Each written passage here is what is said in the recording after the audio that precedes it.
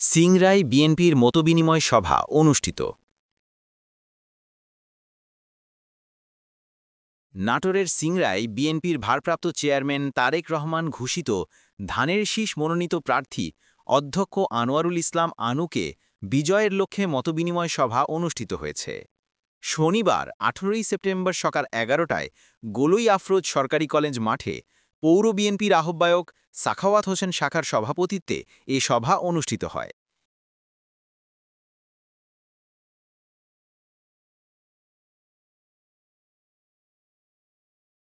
আমি সিংড়াটা বলি, আমাকে বলা হয়েছে হ্যাঁ প্রফেসর আনু সাহেবকে আমি কাজ করার জন্য ফোন করি। আজকে সিংড়াতে একই অবস্থা। যখন আমরা আনু সাহেবের কোন অনুষ্ঠানে জেলা থেকে আসি তখন দাওদারকে বলা হয়, বলেছিলাম না অমুক অমুক অমুকের লোক। আবার যদি আনু সাহেবের এই অনুষ্ঠানে না আসে আনু সাহেবকে জেলা থেকে বলবে, বলেছিলাম না অমুকের লোক। মানে আমাদের বিপদ দুইটাই, নেতা কর্মীদের। ওদের প্রথমে বলছি লুঙ্গিতে আগুন লাগছে, খুললেও বিপদ, না খুললেও বিপদ।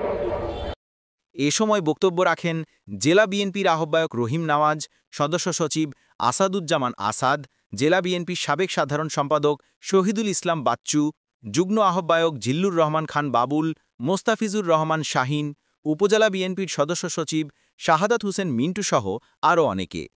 বক্তারা আগামী নির্বাচনে ধানের শীষ মনোনীত প্রার্থী আনোয়ারুল ইসলাম আনুকে বিজয়ী করার লক্ষ্যে সবাইকে ঐক্যবদ্ধ হওয়ার আহ্বান জানান।